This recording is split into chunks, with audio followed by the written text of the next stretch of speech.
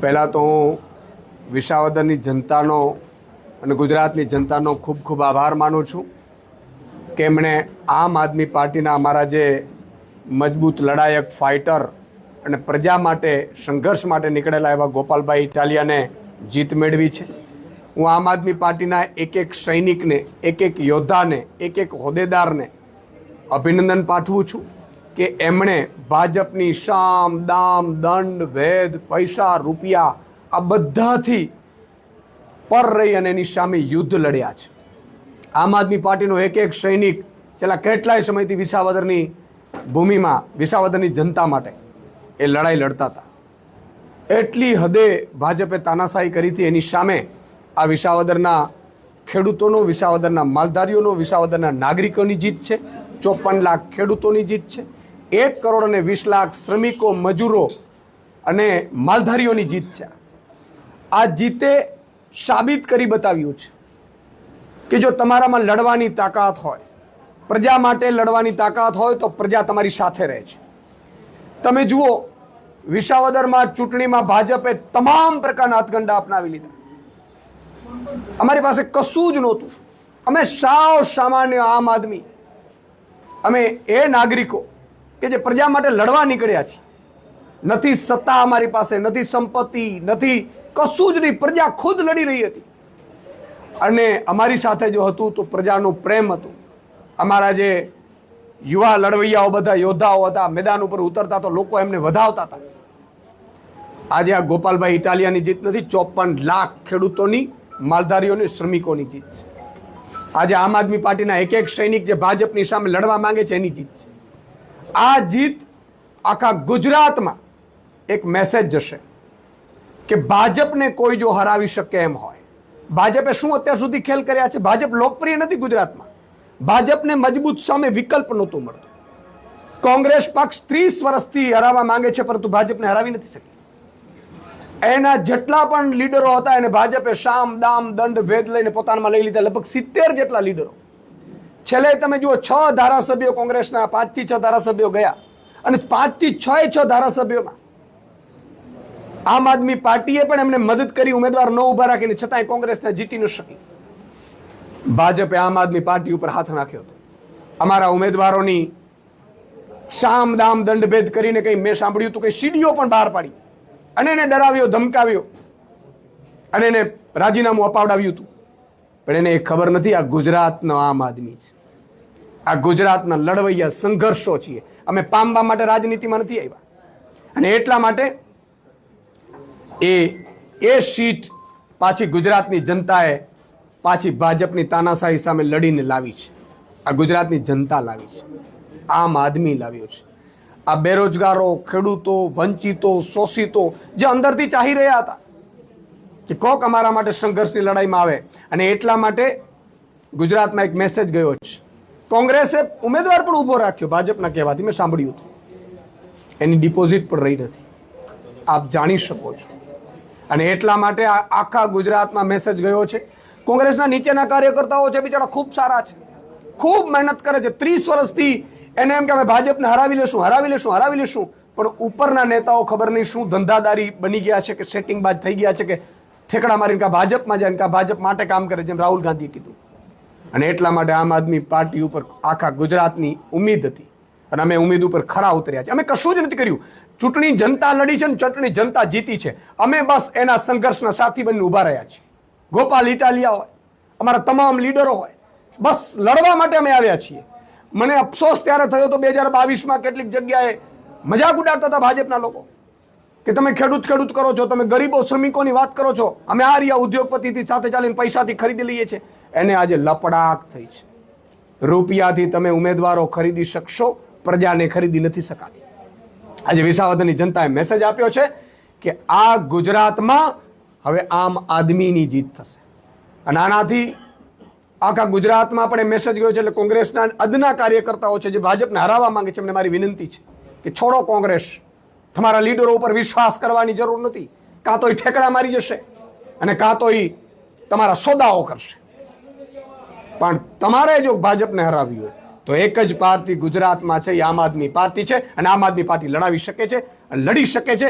અમે ગોળીઓ ખાવા પણ તૈયાર થઈએ પ્રજા માટે. અને એની આ જીત છે. જીતમાં હું તમામ અભિનંદન આપું છું. કોડીમાં ભાજપને પણ, અહીંયા આમ આદમીને અભિનંદન આપું છું. હાર્યા એને હતાશ થવાની જરૂર નથી. જે ચૂંટણીની હાર જીત ચાલતી રહેતી હોય છે.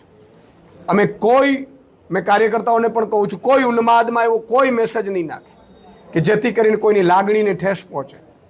ચૂંટણીઓ છે, ચૂંટણીઓ ખેલદીડીથી લડાતી હોવી જોઈએ. ચૂંટણીઓ ખેલદીડીથી આપણે પ્રજાની સેવા કરવામાં આવે છે. અમને જીત મળી છે, અમારી જવાબદારી પ્રજાએ વધારી છે. પાછા 5 પાંડવો થયા છે. એ 5 પાંડવોને વિધાનસભામાં એને પ્રજાનો અવાજ બનવું પડશે. અને અમે ખાતરી આપી છે, ગોપાલભાઈ ઇટાલિયા અને 5 પાંડવો વિધાનસભામાં ફરીથી ગુંજવશે વિધાનસભા. એટલે મારી એક વિનંતી એ છે, મેં ઘણા બધા ભાજપના જે નેતાઓ છે એમની પણ જોઈ છે. મેં એ પણ આ નવી ભાજપથી કંટાળી ગયા છે કે શું તમે રૂપિયાથી ખરીદો છો? ડરાવો, ધમકાવો, દારૂ વેચવા, બૂથ કેપ્ચરિંગ કરવા, આ ભાજપ નહોતું. આ ભાજપમાં કબજો કરેલા કેટલાક નેતાઓએ પાર્ટીને હાઈજેક કરી છે. અને એટલે જ કેટલાક પૂર્વ મંત્રીઓએ પત્ર લખ્યા છે. એ બધા સૌને મારી વિનંતી છે, આવો આમ આદમી પાર્ટીમાં, આવો આમ આદમી પાર્ટી ક્યાંય સેટિંગ નહીં કરે. અમને તમને વિશ્વાસ આપીએ છીએ. અમે ગોળી ખાશું, અમે મરી જશું આ પ્રજા માટે, પણ પ્રજાને ક્યારે દ્રોહ નહીં કરીએ. અને જ્યારે દ્રોહ થયું તો અમે એવો ઉમેદવાર ઊભો રાખ્યો, પ્રજાને પૂછીને ઉમેદવાર ઊભો રાખ્યો અને પ્રજાએ જીતાડ્યો છે. પ્રજાએ વિશ્વાસ મૂક્યો છે. આજે ખરેખર મારું હૈયું ભરાઈ આવે છે આ જનતાને લઈને. બધા એમ કહેતા હતા ગુજરાતની જનતા જેવી સમજદાર જનતા નથી સાહેબ. અને આ 5મું ધારાસભ્ય ફરીથી આમ આદમી પાર્ટીએ ભાજપને હરાવીને જીત્યો છે. જનતાની જીત છે. અને આગામી સમયમાં માનનીય અરવિંદ કેજરીવાલજી ગુજરાત આવશે. અમે પાર્ટી જોડો અભિયાન, આમ આદમી જોડો અભિયાન ચલાવીશું. અને આખા ગુજરાતમાં હવે એક જ પાર્ટી લડી શકે એમ છે ભાજપની સામે, ભાજપની તાનાઈ સામે, ભાજપની ભ્રષ્ટાચાર સામે. ભાજપે કેટલી બધી રણનીતિ કરી. દારૂની ગાડીઓ ઉતારી મેં સાંભળ્યું, રૂપિયા વહેંચ્યા, સામા પક્ષવાળા વચ્ચે પક્ષવાળાને, ત્રીજા પક્ષવાળાને એને ફોડ્યા. ક્યાંય પ્રજાએ સહન ન કર્યું. પ્રજા સમજદાર છે. પ્રજાને તમે દિલથી જીતી શકશો. આ તો લોકશાહી છે. પ્રજા જેને પણ સત્તા આપે એને સત્તા મળવાની છે. પણ પ્રજા ઉપર તમે અત્યાચાર કરશો, પ્રજા ઉપર તમે લૂંટ ચલાવશો, પ્રજા ઉપર તમે ભ્રષ્ટાચાર કરશો, પ્રજાને તમે ડરાવશો, ધમકાવશો, રૂપિયાથી ધારાસભ્યો ખરીદશો, તો 2 દિવસ તમે ધારાસભ્યો તમારા ખરીદેલા તમારી પાસે રહેશે. પણ આ જ પ્રજા બીજી વાર વારો આવશે ને ત્યારે લપડાક આપશે. એટલે આ ચૂંટણી ગુજરાતની ઉમ્મીદ બનીને આવવાની છે. ગુજરાતના એ તમામ બેરોજગાર યુવાનોની જીત છે કે જેઓ સંઘર્ષ કરી રહ્યા છે ભાજપની નીતિઓ સામે. આ જીત તમામ ખેડૂતોની જીત છે, મજૂરોની જીત છે, શ્રમિકોની જીત છે. અને અમે કોઈ ઉન્માદમાં આવવાના નથી. અમે આ વખતે ભાજપે જે બૂથની રણનીતિ કરી હતી છેલ્લા 2 દિવસમાં ફેરવી નાખીશું, એને પણ અમે ઊંધી પાડી દીધી છે. અમે ભલે નવયુવાનો છીએ, ભલે પોલિટિક્સમાં કાચા હોઈએ, અમને રાજનીતિ આવડતી નથી, પણ અમે કામની નીતિમાં માહિર છીએ. પણ ભાજપે જે ષડયંત્રો રચ્યા છે ને ખુલ્લા પાડતા અમને ચોક્કસ આવડે છે. કારણ કે અમે ડરતા નથી કોઈથી. દારૂની ગાડીઓ તમે જોઈ હશે, રૂપિયાની લેલમછેલ બહાર પાડી હતી. પ્રજાની વચ્ચે અમે ગયા. અમને ખબર હતી પોલીસ ફરિયાદ નહીં થાય. અમને એ પણ ખબર હતી કે બૂથ કેપ્ચરિંગ થશે, કોઈની ધરપકડો નહીં થાય. અમારે નથી જોતું. તો પ્રજાના હાથમાં આવશે ને ત્યારે પ્રજા દબાવી દેશે બટન, અને દબાવી દીધું. એટલે ભાજપને પણ કહેવા માંગુ છું કે છોડો આ તાનાશાહી. હજી તમારી પાસે 2.5 વર્ષ છે. 2.5 વર્ષમાં તમારી પાસે સત્તા છે. હજી તમે ધારો તો ખેડૂતોનું દેવું માફ કરી શકો છો. તમે બેરોજગાર યુવાનોને નોકરી આપી શકો છો.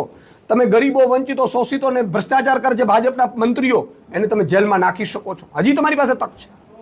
એટલે મારી વિનંતી છે, સૌ આમ આદમી પાર્ટીનો કાર્યકર્તાની આ જીત છે. એક લડાયક યોદ્ધાની જીત છે. આ ગરીબો, શ્રમિકો અને વંચિતોની જીત છે. આપને કઈ પ્રશ્ન હોય? પહેલા કોઈ પ્રશ્ન હોય તો નીતિન પટેલે એવું કીધું છે કે આપનો ઉદય નથી, કોંગ્રેસ અને આમ આદમી પાર્ટી વાળી કોઈ જગ્યા નથી. નીતિન પટેલે કીધું. મારે એમની ઉપર કોઈ ટિપ્પણી એટલા માટે નથી કરવી કે અમારે ટીકા ટિપ્પણીમાં નથી પડતો. અમે કામનો હિસાબ લઈને આવીએ છીએ અને કામનો હિસાબ માંગીએ છીએ. નીતિનભાઈને જાહેરમાં ડિબેટ કરવી હોય તો મારી જોડે આવી જાય. મુખ્યમંત્રીને જાહેરમાં ડિબેટ કરવી હોય તો આવી જાય કે 30 વર્ષમાં તમે શું કર્યા અને 5 વર્ષમાં અમે શું કરી શકીએ છીએ, એની રણનીતિ થશે.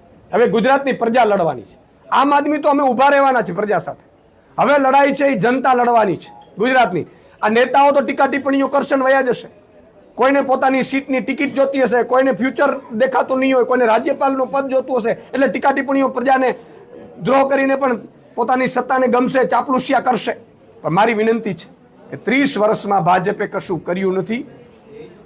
ખાડા તમે જુઓ, વિસાવદરમાં ખાડા નગરી બનાવી દીધી હતી. એક ગામમાં જઈ નથી શકાતું. કામની રાજનીતિ કરીએ. તમે આપો ગુજરાતમાં 2.5 વર્ષમાં શું કરશો, ભાજપ એ નીતિ ઉપર કામ કરે અને અમે વિપક્ષ તરીકે શું કરવાના છીએ એ પણ તમને કહીએ છીએ. અને 2027માં હું એક છેલ્લી પ્રજાને વિનંતી કરું છું, જેમ વિસાવદરની જનતાએ આમ આદમી પાર્ટીને ફરીથી જીતીને મોકલ્યા છે, એમ આખી ગુજરાતની જનતાને વિનંતી કરું છું કે તમારે સાચો વિકાસ જોઈએ છે, સાચું પરિવર્તન જોઈએ છે. તમે તમારા દીકરાઓની મોંઘી ફીથી પરેશાન છો, તમે તમારા જે ભાજપના નેતાઓથી અત્યાચારોથી પરેશાન છો, તો આવો આમ આદમી પાર્ટીને મદદ કરો. આગામી 2026માં ફેબ્રુઆરીમાં ચૂંટણી સ્થાનિક સ્વરાજ્યની આવી રહી છે. આમ આદમી પાર્ટી મજબૂતાઈથી લડી રહી છે, એને મદદ કરો અને 2027નો પાયો નાખો. 27માં તમારી સરકાર આવશે, તમે કહેશો એમ સરકાર ચાલશે. ભાજપની તાનાશાહીની જેમ સરકાર નહીં ચાલે. અને એટલા માટે હું બધાને વિનંતી કરું છું, ગુજરાતની જનતાને જાગો. ભાજપવાળા તમને ભ્રમિત કરી શકશે, રૂપિયાથી આંજી શકશે, જ્ઞાતિ જાતિ ધર્મના આગેવાનોને ઉતારી શકશે, કલાકારોને બિચારાને ડરાવી ધમકાવીને ઉતારી શકશે, પણ પ્રજાને ખરીદી નહીં શકે, પ્રજાને મત ફેરવી નહીં શકે. અહીંયા પણ ભાજપે ખૂબ ષડયંત્રો કર્યા હતા, પણ વિસાવદરની જનતાએ સાબિત કરી દીધું છે કે અમે માત્ર ને માત્ર કામમાં અને અમારી નેતાગીરીમાં માનીએ છીએ.